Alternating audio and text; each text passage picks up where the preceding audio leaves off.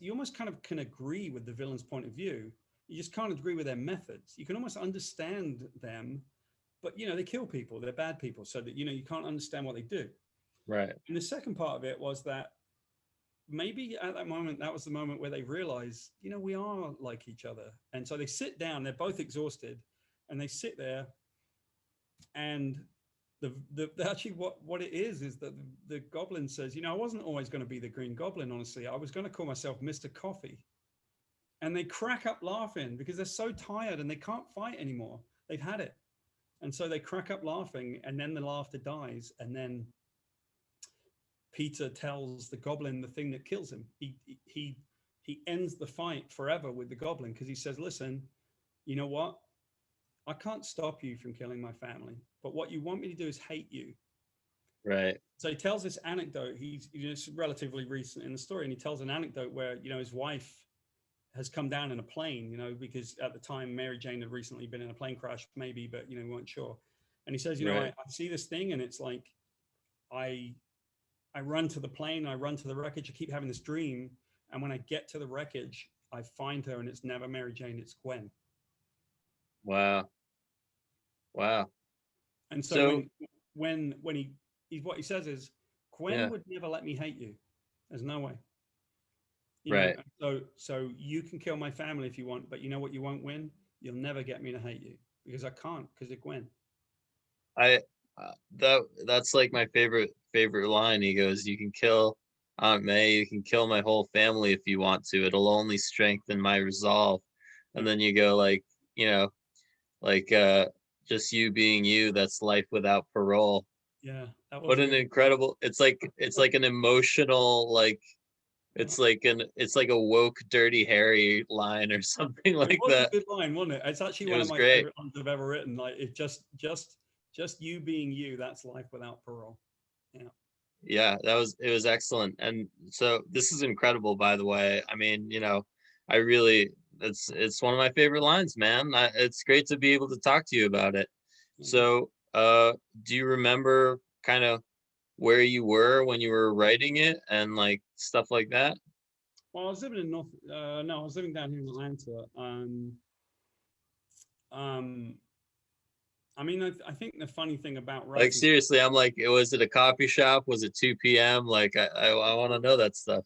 No, I write in my house. I don't really even own a laptop, to be honest. I have a place where I sit, and that's like my thoughts work, and I always write like that. I write very, very late at night because then the world is quiet and I can get my work done. Right. So I was no doubt sitting down in my basement with no lights and nothing in the room and the curtains drawn, and I was just typing away because what happens is I'll work and I will tell about that story and many like it. I'll be Hmm. typing and I'll look up and I'm like, wow, it's 7 o'clock in the morning. I didn't realize that because you're just trying to catch up to what the characters are already doing. And so, yeah, when you write lines like that or moments like that, I think it's just happening. And you lose track of time.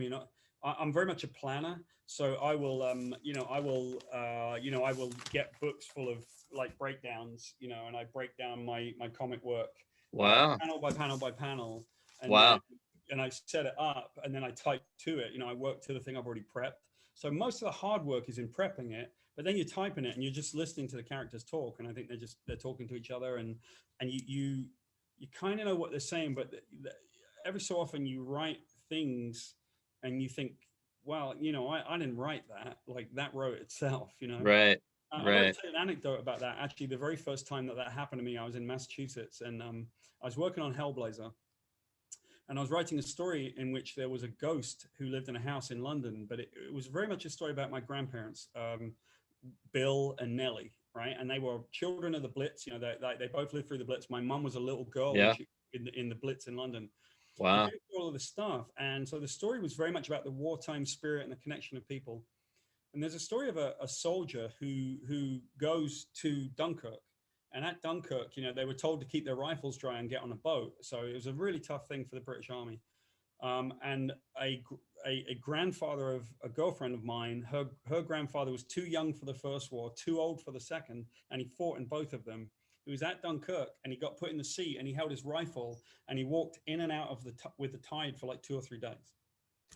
and he was just at the point where he was going to pass out, Wow. and he was going to drown. He was just going to die. And as he Yeah. got ready to just say, I can't do this anymore, a boat came by and fished him out of the water, and he came home.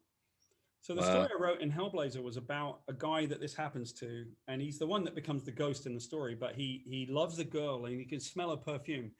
And the girl was my grandmother, right? It was Yeah. night, and he loves her, and he's thinking only of her and the smell of her perfume and the ducks on the water in the pond, and then he's trying to stay alive for her. And um, it was really meaningful to me because I cared Yeah. about the guy who did it. I knew who he was. I knew him. I'd met him. I cared about my grandparents and what they went through. And I wrote Absolutely. a line, and it was, and he spent all night walking in and out with the tide, keeping his right, walking in and out with the tide, and she stayed there with him, helping him keep his rifle dry, because it Mm. was like her spirit was with him as he did it, right? And I Right. wrote that line, and I stopped and I started crying, and I'm Yeah. like, I didn't even know that line was coming, right? It just Yeah. happened. And that's when you know you're doing something, and it's just, I was surprised. I was like, where did that come from? So, now you start Absolutely. learning to trust yourself as a writer, and now you got something to say. So back in the day, they would let me write anything I wanted to, and the Goblin story was one of them. Like, I want them to sit down for a minute, and for 3 or 4 pages they just talk. They can't do it anymore. Yeah. And that was how funny that of the pieces of that story with all the stuff that happens, that's the bit that you remember. And I used to tell them all the time, it's the Yeah. characters that you remember. You're not going to remember who punched who. You don't care. Yeah. I mean, well, uh, unless you give them all these cool lines and dialogue that like, I mean, you made it. You made these villains unique, and you gave them soul, and I definitely really appreciated it. Absolutely.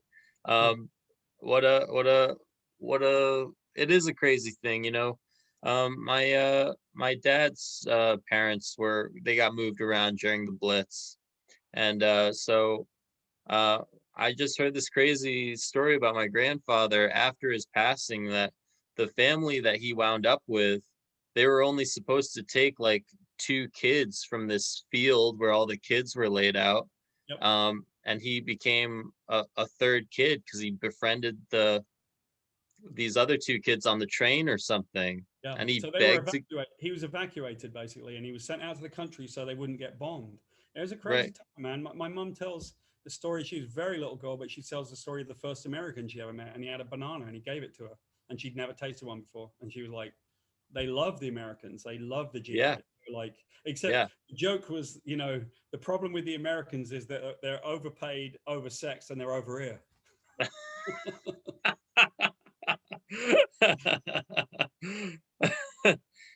how do you feel now? You've Well, been here like, I would tell you this, uh, sometimes people ask me what's your favorite work, and it's very difficult to say, right? Except I can easily say my favorite work for Marvel, and it was Captain America: Theater of War that I did for, it was 4 Captain America stories